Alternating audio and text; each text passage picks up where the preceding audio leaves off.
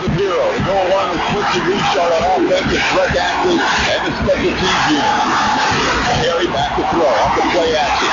Rushed heavily, throws. He was outside the pocket, so no intentional grounding. And now Southern looking for an offensive pass interference. No flag is thrown, but good pressure. It should have been intentional grounding, Todd. He threw the ball because he was rushed. There was no receiver for them to be in the area. Any quarterback here, he threw the ball to keep from getting the sack. That's good pressure by Morgan.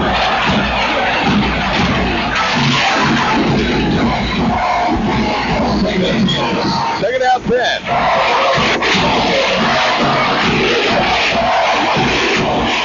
2 minutes, 53 seconds. Carey with over 300 yards and 3 scores tonight. Southern Jags defensively come to the line. Carey throws the ball at midfield, incomplete off the fingertips of Corbin Johnson. And that's a catch his leading receiver normally would make. Well, he would normally make that time, but again, they must play him tighter.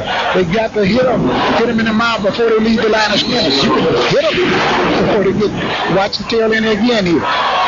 He could have easily caught that ball.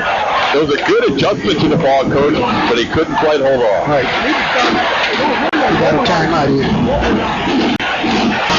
His opposing 10, Donald Carey, trying to lead his Braves to an upset tonight. Third down 10. The Braves need to get the ball to the 37-yard line. Get down here, Todd. Carey has time. Throws complete. Again, too big of a cushion. This time is Corbin Johnson with the first down. Towards midfield, finally stopped at the 43-yard line. I can't say enough, Todd. They're giving him too much cushion. And he's sitting back there and he's picking them apart. Don Carey. Calvin Clark with that catch, not Corbin Johnson. Clark, who had the go-ahead touchdown previously for Alcorn State, making that reception. After they move the chains, the clock restarts. 2:30, we're ticking under. First and 10. Alcorn State trailing by 4. No timeouts remaining. Carey back to throw. They're trying to set up the screen. Southern sniffs it out. Instead, he goes deep down the field. Almost intercepted. That would have been the ball game.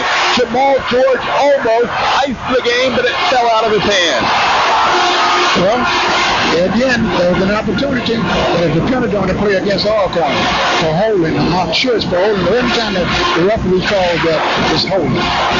How about downfield illegally for screen? Well, that's possible too, but I would take the penalty if I were Coach Mitchell. I'd back him up. Here's the call. Ineligible downfield. Great call, Coach Scott. Great call. Well, they were trying to set up the screen, which wasn't there. Southern did a great job defending that. Right. So then Carey decided to try and throw the ball, but one of the linemen was up the field. Right. And they could tell it was the screen the way the lineman was blocking them. That's why they didn't penetrate the ball with trouble. Southern does take the penalty. First down, 15. The ball moved back 5 yards to the 37-yard line. Carey still has plenty of time. Remember, in college, Rock always stops on the first down. Shovel pass works. Gains about 7 or 8. Clock will continue to move up to the 47-yard line. It'll take under 2 minutes before the next play. That shovel pass looks so dangerous when they're lining around, and Southern's just missed a few deflections or interceptions. Well, what they have to do, Todd, the defensive lineman, they must play, if they're playing the gap, anything that comes through the gap, they must hit it. You don't know who has the ball. There's no reason for you not to hit the person that's coming through. You don't know whether he has the ball or not. So just touch him. Knock him off course. Second down, 7. We're ticking towards a minute and a half remaining in the game. Alcorn State may be a little too patient with this play. Carey will run for the first down himself. He has the first down, trying to get out of bounds. He is still on his feet, finally knocked down inside the 40. Carey has a few runs to the defenders, but if he was smart right now, he'd get back to the huddle with only a minute 21 to go in the game. He's probably joined with some of his friends from New Orleans. Here we go. Moffitt had enough on him. He should have walked him up even more. He gained an extra 3 yards. Moffitt must put the shoulder pads to him. 112, 111. First and 10 from the Jaguars 40. Pass over the middle, incomplete, and had having his helmet knocked off on the hit is the freshman Jamal George, who's all of a sudden playing a stellar second half. Right? He must be able, he could play the football, that he could have come to football. Now he's playing the man is coming to him. Play the football, you intercept the ball. If he plays the football here instead of going at the man, he intercept the ball game over. 1:05 to go. No timeouts remaining. Southern leading by 4, but that lead is precarious with Alcorn State driving at the Southern 39-yard line. 4 receivers, 2 to each side.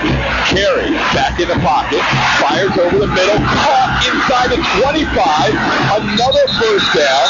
This is Corbin Johnson, the leading receiver. First and 10, 57.5 to go.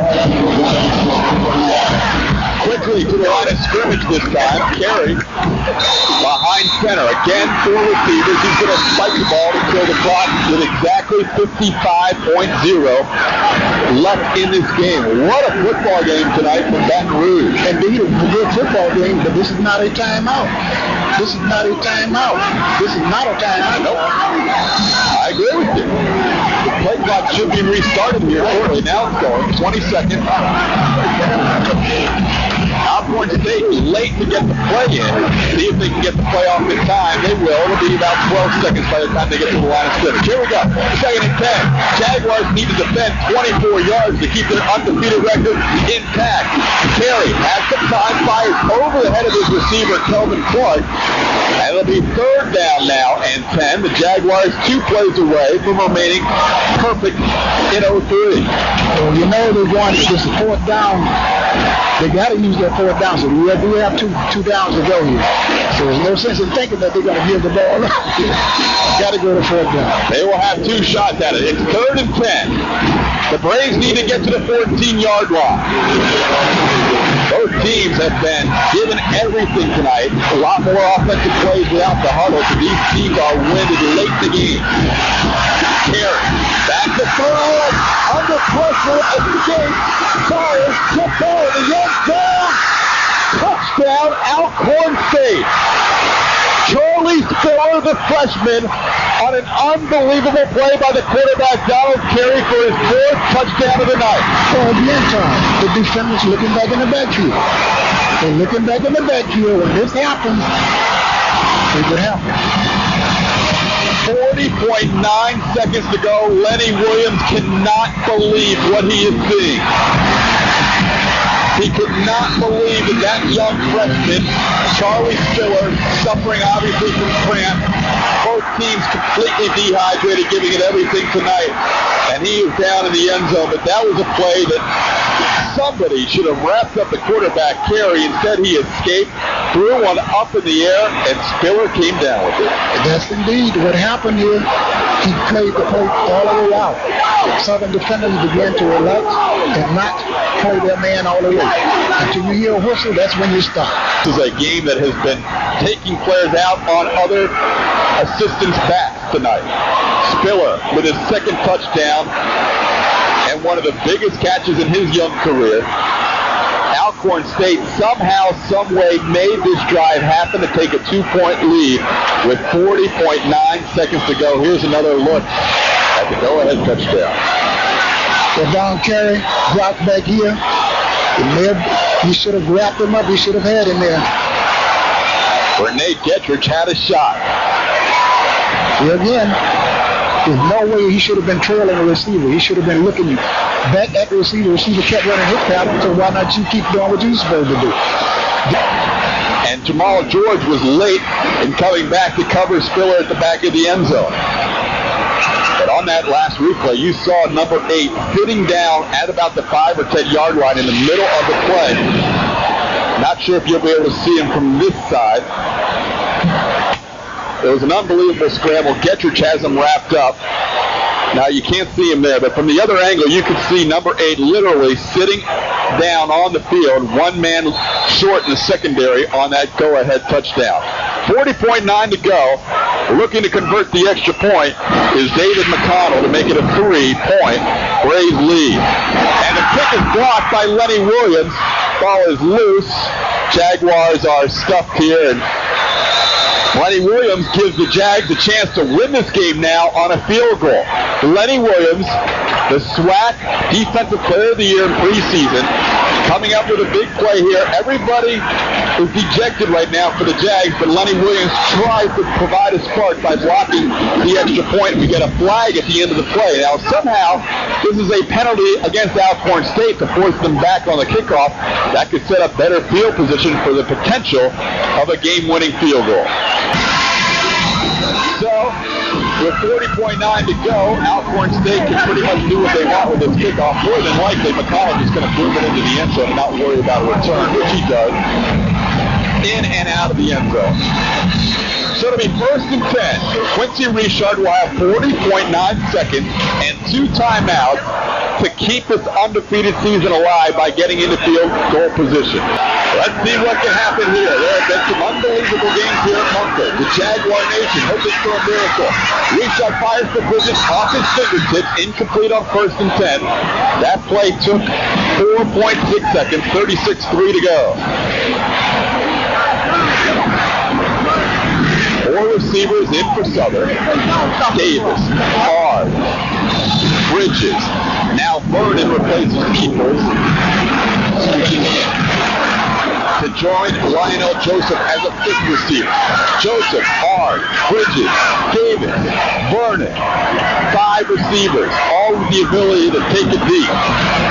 2nd and 10. Richard, time. Now flushed out of the pocket, dumps it off, needing to get out of bounds and not doing so. And now they're going to have to take a timeout. Lionel, to make that Chris Davis, did not get out of bounds and take the timeout with 24-1 to go. Back with more. Southern trying to drive with 1 timeout remaining. After the timeout, Southern with 1 timeout remaining, 24 seconds left, down by 2. Richard out of the shotgun with 4 receivers and a running back split out to his right. Richard has time, throws, overthrow, intercepted, and this one's going to go all the way to the 10, to the 5, and fumbled in the end zone. No signal yet. Knocked out of bounds inside the 1, and that'll be the ball game as Tyrone Parsons picks off Richard to ice the game for Alcorn State, and an improbable upset tonight in Baton Rouge as the 2-5 Braves have come into Baton Rouge and defeated the previously unbeaten Southern Jaguars on their home field. And the other guy's throwing that time. He threw across the field. Here we go. Texas throws the ball across the field, right into the hands of number 3. And Parsons takes it all the way down. Hey, that should be a fumble. That should be a fumble. 14.2 seconds remaining, so it's almost irrelevant, but at least Southern would have had a chance or 2. That should have been a fumble football. Instead, the official said he stepped out of bounds, which never was the case. This would be a kneel down. Donald Carey, the junior, 4 touchdown passes. The New Orleans McMain High School product. 1 final timeout called by Southern, and there'll be 1 more kneel down, and the Jags will see their undefeated record go by the boards. A tough night for the home fans, the Jaguar Nation, for the first time this year, watching their team lose a game. And tonight, it's the Alcorn State Braves. Coach Bob Bennett warned us about this team. 2-5, but very dangerous. Coming in with the 3rd-ranked offense in the SWAC, taking on the team with the 2nd-ranked offense in the SWAC with the number 1 D. And tonight, the number 1 D did not play up to its billing. No, they did not, Todd. They gave up too many soft passes, what we call them. 3rd down conversion, they allowed them to convert those 3rd downs, and this caused them to lose the football game. For the 2nd straight year, Alcorn State has come into Baton Rouge and left with a victory. The Alcorn State Braves, 2-5 prior to tonight, defeat the number 13th ranked team in 1AA on their home field. A stunning upset tonight in Baton Rouge. Alcorn State 36, Southern 34, in a game that went back and forth and ultimately was won by Donald Carey scrambling and throwing his 4th touchdown pass. Braves by 2.